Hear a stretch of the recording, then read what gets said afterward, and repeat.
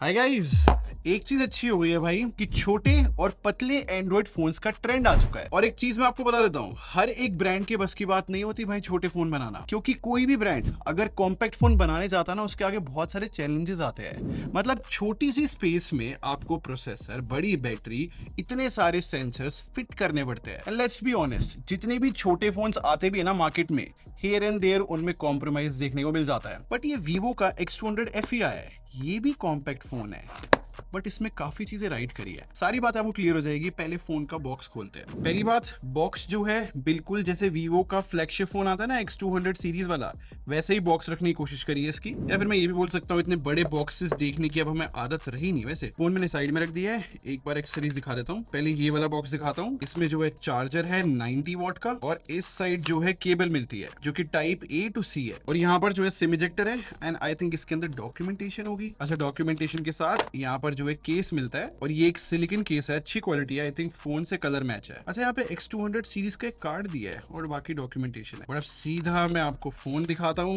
मेरे हिसाब से बहुत ही यूनिक कलर है ये, और मेरे हाथ के रेफरेंस से आप समझ चुके होंगे कि भाई बहुत ही छोटा फोन है। केस भी लगा के देख लेते हैं कैसा लग रहा है। एकदम सही से फिट हुआ है, अच्छा कवर है। तो गाइस, लकीली 5 दिन मिल गए भाई मेरे को इस फोन को टेस्ट करने के लिए, और इन 5 दिनों में मेरे को एक चीज क्लियर हो चुकी है कि अगर किसी को भी एक कॉम्पैक्ट फोन चाहिए हो जिसके अंदर बहुत ही अच्छा कैमरा है, भाई ये फोन बहुत इंटरेस्टिंग डील बन रही है। यूजुअली वीडियो के स्टार्टिंग में मैं कभी नहीं कहता कि भाई फोन बहुत अच्छा है, बट इसके लिए कहा जा सकता है, बट आपको पूरा पर्सपेक्टिव समझना पड़ेगा। सारी बातें क्लियर हो जाएंगी। तो स्टार्ट करने से पहले, मेरा नाम है संचित, चैनल का नाम है टेक बार। ऐसी वीडियोस मैं बनाते रहता हूँ। आप सब्सक्राइब बटन पे क्लिक कर लो, साथ में बेल आइकन जरूर प्रेस कर लेना। तो गाइस, पहले ना डिजाइन डिस्कस कर लेते हैं, क्योंकि यहाँ पर सिंपल सी बात है, बहुत ही वेल बिल्ड फोन है। क्योंकि स्ट्रॉन्ग इनहैंड फीलिंग मेरे को लगी है इस फोन की, क्योंकि मेटल फ्रेम और ग्लास बैक पैनल है। और आपने देखा कि बैक पैनल का कलर अलग है और यहाँ पर जो फ्रेम मिलता है वो पूरा ब्लैक है। तो ये कॉम्बिनेशन बहुत अच्छा लग रहा है। मेरे कहने का मतलब ये है कि यूजुअली बैक पैनल का जो कलर होता है और जो फ्रेम का कलर होता है ना, वो कहीं ना तो कहीं मैच करता है, बट यहाँ पर कॉन्ट्रास्ट में डाला है। एक और अपना ओपिनियन शेयर करूंगा। मेरे हिसाब से वीवो ने जो कलर स्कीम रखी है ना, कि एकदम लाइट कलर्स पिक करे, जैसे कि ब्लू कलर भी, और मेरे पास तो येलो वाला वेरिएंट है, ये बड़े सटल से कलर है, मेरे को पर्सनली अच्छे लगे। और अगर आपको सेफ प्ले करना है तो ग्रे कलर तो है ही। अभी कलर डिस्कस करते समय मैंने रियलाइज किया कि अगर मैं कलर स्कीम देखूं और पूरा ओवरऑल फ्रेम और डिजाइन देखूं फोन का, तो आईफोन 16 से थोड़ा बहुत इंस्पायर होते हुए लग रहा है। और इस फोन के साथ एक और चीज बहुत अच्छी करी है वीवो ने, IP69 रेटिंग दी है, आईआर ब्लास्टर का सपोर्ट भी दिया है, तो किसी भी चीज का रिमोट बन जाएगा फोन। और जो स्टीरियो स्पीकर्स मिलते हैं इस फोन के अंदर, आई थिंक इस फोन के साइज के अकॉर्डिंग बहुत सही साउंड कर रहा है। और हैप्टिक फीडबैक मुझे ठीक लगा है, मतलब इस प्राइस सेगमेंट मैंने और बेटर देखा है हैप्टिक फीडबैक। और फिंगरप्रिंट स्कैनर की बात करूं तो लोकेशन थोड़ी नीचे है, खैर ये अल्ट्रासोनिक नहीं है, नॉर्मल ऑप्टिकल फिंगरप्रिंट स्कैनर अच्छा काम करता है। बाकी NFC का सपोर्ट है, और डुअल सिम ट्रे है, और डुअल 5G ऑब्वियसली सपोर्ट करता है फोन। बस जो टाइप सी पोर्ट है वो USB 2.0 है, तो डेटा ट्रांसफर स्पीड बहुत ज्यादा नहीं रहेगी। गाइज, एक और चीज बताता हूँ। वैसे इस वीडियो के स्टार्टिंग में मैंने बोला था कि सबसे मेन पॉइंट इस फोन का इसका बहुत अच्छा कैमरा है, बट इस फोन को पूरे टेस्ट करने के बाद ना मुझे रियलाइज हुआ कि वीवो ने फैंटास्टिक डिस्प्ले डाली है इस फोन के अंदर। और ये बहुत सरप्राइजिंग पार्ट है। और फैंटास्टिक होना ये नहीं है कि छोटा साइज है, लाइक पूरा एक हाथ से हम इस फोन को यूज कर सकते हैं, कंफर्टेबल रहता है। ये तो हर एक कॉम्पैक्ट फोन के अंदर लाइक फैसिलिटी मिल जाती है। रियल फैंटास्टिक बात ये है कि वीवो ने जिस तरीके की ब्राइटनेस दी है ना इस फोन के अंदर, वो बहुत प्रैक्टिकल है। देखो, पहले स्पेक्स बताता हूँ। 6.31 इंचेस की एक एमोलेड डिस्प्ले, 120 हर्ट्ज का रिफ्रेश रेट मिलता है, और LTPO पैनल तो नहीं है, बट जो रेजोल्यूशन है वो 1.5K है। और डिस्प्ले प्रोटेक्शन की बात करूँ तो शॉर्ट सेंसेशन कोर मिलती है। ब्राइटनेस की बात करूँ तो उसका नंबर बहुत बड़ा है। जो पीक ब्राइटनेस है इस फोन की वो 5000 निट्स है गाइस। और हमेशा मैंने आप लोग को बताया कि पीक ब्राइटनेस जो है हेल्प करती है जब हम HDR कंटेंट देखते हैं। और ऑनेस्टली एक बात बताऊं, जब मैंने 5000 निट्स सुना था ना, तो मुझे लगा कि हमने पहले भी देख रखा है कुछ फोन्स में इतने बड़े बड़े नंबर, बट वो HDR के टाइम पे इतने ज्यादा ब्राइट नहीं लगते। बट इस फोन में HDR कंटेंट चला के मैं आपको दिखाता हूँ, भाई मेरे हिसाब से वो बहुत ज्यादा ब्राइट रहता है। मैं सिंपली बोल सकता हूँ इतना ज्यादा ब्राइट है कि मैंने अभी तक दूसरे फोन में इतनी क्रेजी ब्राइटनेस नहीं देखी है। रिसेंटली जितने भी फोन लॉन्च हुए उन सारे फोन्स में मैं वीडियो चला के देखता हूँ, बट फॉर सम रीजन इस फोन ने एक इम्पैक्ट छोड़ा है कि लाइक काफी ब्राइट लगी मुझे डिस्प्ले। इन शॉर्ट मैं कहना चाहता हूँ, अगर आप OTT देखते हो, नेटफ्लिक्स, प्राइम वीडियोस, या फिर HDR कंटेंट इन जनरल देखते हो, तो आई थिंक वो इस फोन में बहुत एक्सपीरियंस रहेगा। और प्रैक्टिकल ब्राइटनेस की बात करूं कि डायरेक्ट सनलाइट में जा रहे हो तो वहां पर HBM का नंबर बहुत इंपॉर्टेंट रहता है। वो इस फोन का 1800 निट्स है, अगेन एक बहुत अच्छा नंबर है ये। और डायरेक्ट सनलाइट में मैंने इस फोन की डिस्प्ले अच्छे से टेस्ट करी है, बहुत कंफर्टेबल तरीके से विजिबल रहती है। ऊपर से बेजल्स भी कम मिलते हैं, तो लाइक काफी अच्छा कंटेंट भी एक्सपीरियंस होता है। तो मुझे तो डिस्प्ले बहुत सही लगी। अभी एक और शॉकिंग चीज बची है, मतलब अगर आप रेगुलरली टेक वीडियोस देखते हो, आपने कॉमनली नहीं सुना होगा कि इस फोन में 6500 mAh की बैटरी है। आई मीन आपने कॉमनली ये नहीं सुना होगा कि इतने छोटे फॉर्म फैक्टर में 6500 mAh की बैटरी है।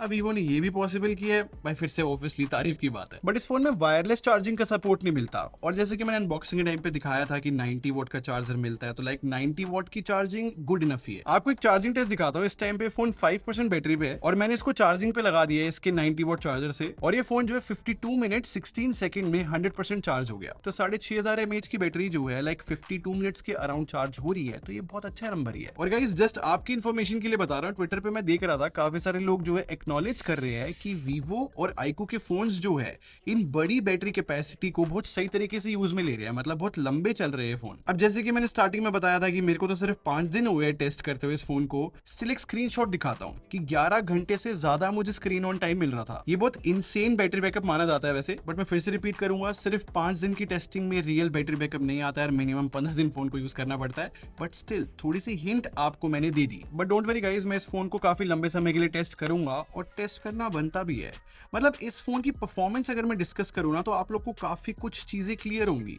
इसमें ना MediaTek Dimensity 9300 प्लस प्रोसेसर मिलता है, और हाँ गाइस ये वही प्रोसेसर है जो Vivo X100 Pro सीरीज में था, और रिसेंटली Vivo T4 Ultra में भी हमने ये प्रोसेसर देखा है। इस प्रोसेसर के बारे में और बात करेंगे, बट पहले बता देता हूँ इसमें UFS 3.1 स्टोरेज है, और रिसेंटली ट्रेंड आया है कि धीरे धीरे जो है ब्रांड UFS 4 से UFS 3.1 पे वापस आ रहे हैं। अब ऐसा क्यों हो रहा है, इसके ऊपर तो भाई और डीप रिसर्च करनी पड़ेगी, बट मे बी ब्रांड इसलिए कर रहे हो कि थोड़ी बहुत कॉस्ट बच जाए और बाकी डिपार्टमेंट को बेटर कर दे। मतलब मैं डिफेंड नहीं कर रहा, बट मुझे ऐसा लग रहा है। और कुछ दिन पहले ही मैंने आप लोग को एक्सप्लेन किया था कि UFS 3.1 जो स्टोरेज है वो डे टू डे लाइफ में आपको पता भी नहीं लगेगा कि फास्ट है या फिर स्लो है, क्योंकि नॉर्मली हम सब यार सोशल मीडिया यूज कर रहे होते हैं या फिर कोई ना तो कोई दूसरी प्रोडक्टिविटी ऐप यूज करते हैं। उस पर्सपेक्टिव से देखा जाए तो ये फोन जो है गुड इनफ ही परफॉर्म कर रहा है। और बेंचमार्क्स की भी बात करूं ना, ये जो स्कोर्स है प्राइस सेगमेंट में लाइक ठीक ठीक बोले जाएंगे। और 3D मार्क के स्ट्रेस टेस्ट की भी बात करूं ना, क्योंकि एक छोटा फोन है ये, तो यहाँ पर स्टेबिलिटी ओके है। बट मैं इंटरनेट पे एक डिस्कशन देख रहा था जो कि हर एक छोटे फोन के लिए रहती है कि भाई इस फोन में हीटिंग इश्यूज है कि नहीं। अब अगर मैं अपना एग्जांपल लेके बताऊं, तो इन दिनों में जब भी मैं इस फोन को टेस्ट कर रहा हूं ना, तो मैं गाड़ी में एंड्रॉइड ऑटो भी यूज कर रहा हूं, और नॉर्मली मैं इस फोन को 5G पे भी यूज कर रहा हूं, और मोस्टली प्रोडक्टिविटी मैं कोशिश करता हूं कि इसी फोन पे करूं।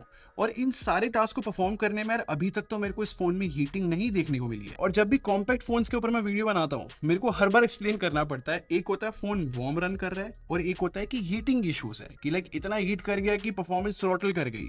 तो यहाँ पर एज सच मुझे कोई भी मेजर हीटिंग इश्यूज नहीं देखने को मिले। But at the same time फिर मुझे ये भी ध्यान रखना पड़ रहा है कि मैं दिल्ली में हूँ, और इस टाइम पे दिल्ली में मानसून चल रहा है, और अपने पुराने एक्सपीरियंस से मैंने ये भी देखा है कि जब पीक समर्स आती है तब सीन जो है बहुत डिफरेंट हो जाता है सारे फोन्स के लिए। और अब अलग से गेमिंग की बात करते हैं। देखो जब Vivo T4 Ultra आया था ना, उसमें भी यही सेम प्रोसेसर था। जब वो फोन लॉन्च हुआ था, मैंने आप लोग को बताया था कि BGMI और COD में एक बग देखने को मिल रहा है कि वैसे तो जो है 120 FPS या फिर 90 FPS की सेटिंग मिल जाती है इन गेम्स में, बट जो FPS है थोड़ी देर के गेम प्ले के बाद जो है एकदम से 60 FPS पे आ जाता है गेम। ये ना लैक ऑफ परफॉर्मेंस नहीं है, ये बग है, क्योंकि लैक ऑफ परफॉर्मेंस होती तो जेंशन इंपैक्ट जैसा हैवी गेम जो है फोन इतना इजीली हैंडल नहीं करता, वो भी इतने छोटे फॉर्म फैक्टर के अंदर। क्योंकि यहाँ पर आप स्क्रीनशॉट देखो, एवरेज 59 FPS मिल रहे हैं। और गाइस अगर सॉफ्टवेयर डिस्कस करूं आप लोगों से, आई थिंक अच्छा एक्सपीरियंस है। मतलब FunTouch OS मिलती है जो कि Android 15 पे बेस्ड है। अपडेट पॉलिसी भी ठीक है, 4+5 ईयर्स की है। और एक चीज मेरे को बहुत पसंद आ रही है कि Vivo जो है Origin OS के कुछ फीचर्स पोर्ट करके अब FunTouch OS में लेकर आ रहा है, और ये फीचर्स बहुत अच्छे हैं। जैसे कि अभी लॉक स्क्रीन कस्टमाइजेशन देखो, यहाँ पर अलग अलग टेम्पलेट, अलग अलग फिल्टर्स मिल रहे हैं, बड़ा सही रहता है। और UI में जितने भी अलग अलग ब्लर एलिमेंट्स आते हैं उनको बहुत इंप्रूव करा है। और AI फीचर्स की बात करूं तो मैजिक मूव मिलता है इस फोन के अंदर, जहां पे हम सब्जेक्ट की लोकेशन चेंज कर सकते हैं। ऐसी जो है AI इमेज एक्सपेंडर भी मिल जाता है, लाइक अगर आपको फोटो थोड़ी और बड़ी करनी हो तो। जितने भी कॉमनली AI फीचर्स हमें देखने को मिलते हैं, चाहे फिर वो नोट्स के अंदर वो समराइज या फिर जो राइटिंग टूल्स होते हैं वो भी है, सर्कल टू सर्च भी है, तो मोस्टली फीचर्स मिलते हैं। बट एक फीचर बता था जो मेरे को बहुत अच्छा लगा था, जो कि मैंने X200 Ultra के अंदर ट्राई करा था। ये पता है कैसे काम करता है? अगर हमने कोई भी पिक्चर क्लिक करी है ना, तो उस पिक्चर में हम सीजन्स को चेंज कर सकते हैं AI की हेल्प से। जैसे कि आप ये स्नो वाला एग्जांपल देख रहे हो, कितना रियलिस्टिक है ना, ये मेरे को बहुत कूल लगा था। तो जितनी भी ये सेट ऑफ फीचर्स मैंने बताए, ये सारे जो है काफी यूजफुल है।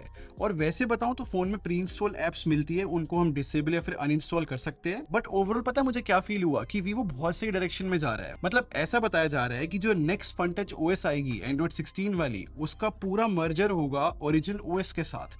और मैं एक्साइटेड हूँ भाई कि और क्या क्या नया आने वाला है उसके अंदर। और गाइस अब सबसे इंपॉर्टेंट चीज डिस्कस कर लेते हैं। मतलब क्योंकि X200 सीरीज का फोन है, तो कैमरा तो नो डाउट भाई काफी क्रेजी होने वाला है। मतलब इसी एक्सपेक्टेशन से मैंने इसको टेस्ट करा था। पहले सेटअप की बात कर लेते हैं। इस फोन में ना 50+8+50 मेगापिक्सल का सेटअप मिलता है और जायज के साथ को इंजीनियरिंग भी मिलती है। अब स्पेसिफिकली मेन कैमरे के बारे में बताऊं तो वो IMX921 है और जो दूसरा 50 मेगापिक्सल कैमरा है वो 3x है और वो IMX882 कैमरा सेंसर के साथ आता है। और आपने नोटिस करा कि इस फोन में नॉर्मल फ्लैश नहीं मिलती, ये जो है स्मार्ट ऑरा लाइट है। हमने दूसरे भी वीवो फोन्स में देख रखा है कि ये काम अच्छा करता है। एग्जांपल के साथ बताऊं तो ये नॉर्मल फ्लैश की तरह काफी हार्श नहीं रहती स्किन पे, ये सॉफ्ट या फिर एक फिल लाइट की तरह काम करती है। और गाइस पता है क्या, इस बार जो है वीवो ने कुछ नए फिल्टर्स भी ऐड करे हैं। और वैसे तो मैं यूजुअली फिल्टर्स डिस्कस नहीं करता, बट वीवो के फिल्टर्स सच में काफी वर्थ इट रहते हैं। जैसे कि ये फिल्टर देखो, क्लासिक नेगेटिव, दूसरा है पॉजिटिव फिल्म है और तीसरा ये क्लियर ब्लू है। तो जितने भी लोग फोटोग्राफी में इंटरेस्ट रखते हैं उन सबको इन फिल्टर में ये जो छोटे छोटे डिफरेंसेस है समझ में आ गए होंगे। और इस फोन में जो है स्टेज मोड भी मिलता है, जो कि वीवो के X200 सीरीज में हमने देखा था, जो बेसिकली काम करता है कॉन्सर्ट या फिर वेडिंग इवेंट्स पे। ये वाला मोड बहुत हेल्पफुल रह सकता है। और अगर किसी को जो है मैनुअल स्ट्रीट फोटोग्राफी बहुत पसंद है तो अलग से जो है एक स्ट्रीट फोटोग्राफी मोड भी मिलता है। तो इन सारे फीचर्स से आपको ये चीज समझ में आ गई ना कि वीवो कैसे फोटोग्राफर्स को टारगेट करता है, मतलब इतने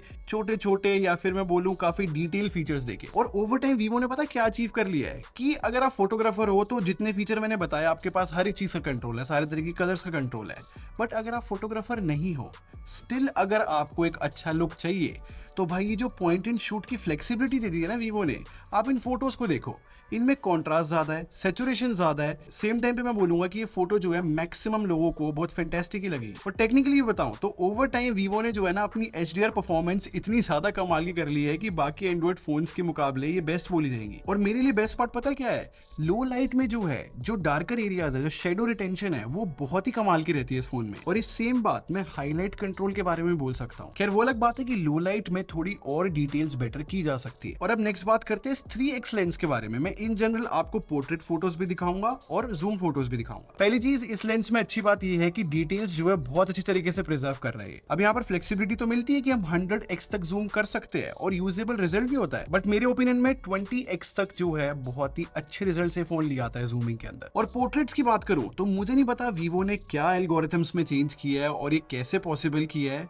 बट इन फोटोज के अंदर ना आप पूरा कटआउट देखो, इतनी फाइन लेवल पे एज डिटेक्शन ने कर पा रहा है। ये चीज मेरे लिए बहुत इंटरेस्टिंग थी। और पोर्ट्रेट मोड में स्किन टोन की बात करूं तो वो हल्की सी ब्राइट रहती है, हल्की सी स्मूथ रहती है, ज्यादातर लोगों को पसंद ही आती है। और क्योंकि ये कैमरा जो है जायज के साथ आता है तो हमें बहुत ही डिफरेंट टाइप के ब्लर मिल जाते हैं जो हम बैकग्राउंड में ला सकते हैं, उनसे सच में बहुत डिफरेंट लुक भी आता है। बस मेरी एक ही शिकायत है इस 3x वाले लेंस से कि इसका मिनिमम फोकसिंग डिस्टेंस जो है थोड़ा ज्यादा है। मतलब अगर हम किसी डॉक्यूमेंट की फोटो खींच रहे हैं ना तो काफी पीछे जाना पड़ता है। और एक गुड न्यूज आपको बता रहा हूं, मतलब जितने भी लोग टेक वर्ल्ड में एक्टिव है ना उनको पता होगा, मैं बाकी सबको भी फंसा रहता हूं, वीवो के जो X100 वाली या फिर X200 वाली सीरीज आई थी उनके बैक कैमरास फैंटास्टिक रहते थे, लाइक काफी अच्छे रहते थे। लेकिन फ्रंट कैमरा या फिर मैं बोलूं सेल्फीज उन फोन से इतनी अच्छी नहीं आती थी, लाइक बहुत लोग शिकायत करते थे। फाइनली वीवो ने जो है इस चीज को फिक्स कर दिया है। इस फोन में जो 50 मेगापिक्सल का फ्रंट कैमरा मिलता है ना, ये काफी ज्यादा वाइड भी है और ऑटो फोकस के साथ भी आता है। तो इस वजह से डिटेल्स और शार्पनेस तो बेटर हुई है, बट सेम टाइम पे जो कलर प्रोसेसिंग भी है वो सेल्फीज के अंदर अब मच बेटर लग रही है। तो अगर आपको सेल्फी खींचना ही पसंद है ना तो आई थिंक ये इसमें भी अच्छा काम करेगा। और गाइस अब वीडियो की बात कर लेते हैं। 4K 60 FPS का सपोर्ट मिल जाता है फ्रंट और बैक दोनों कैमरे में। अब फ्रंट कैमरे की पहले फुटेज दिखाता हूँ। यहाँ पर जो है स्टेबलाइजेशन और बेटर हो सकती थी, बट यहाँ पर जो कलर्स है या फिर जो ओवरऑल क्वालिटी है वो ठीक है। बैक कैमरे की बात करूँ तो 4K 30 FPS की फुटेज मैं आपको दिखा रहा हूँ। यहाँ पर डिटेल थोड़ी कम है, बट जो ओवरऑल कलर प्रोसेसिंग है या फिर जो HDR की परफॉर्मेंस है वो मेरे को सही लगी और स्टेबलाइजेशन भी अच्छी है। तो कैमरे को पूरा डिटेल में टेस्ट करने के बाद ना मैं गाइस सिंपल सी बात बोल सकता हूँ, बहुत ही अच्छा कैमरा बनाया यार वीवो ने इस फोन का। तो प्राइस की बात करूँ तो 12GB रैम और 256GB वाला जो वेरिएंट है इस फोन का वो 55,000 रुपीज का रहेगा। और जो दूसरा वेरिएंट है 16GB रैम और 512GB स्टोरेज वो 60,000 रुपीज का रहेगा। और जितने भी ऑफर्स है ना आप आराम से पॉज करके एक बार स्क्रीन पे देख लो। प्राइस के अकॉर्डिंग भी जज करके ना मैं सिंपल सी बात बोलूंगा, फोन बहुत अच्छा है। अगर आपको एक छोटे साइज वाला फोन चाहिए हो जिसका कैमरा बहुत ही ज्यादा अच्छा है और क्रेजी बैटरी बैकअप मिलता है और काफी ब्राइट डिस्प्ले,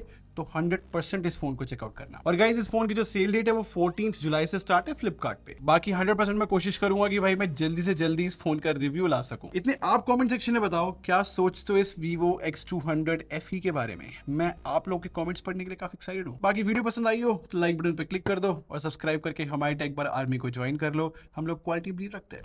वीडियो मिलते हैं। Thanks for watching. Bye bye guys.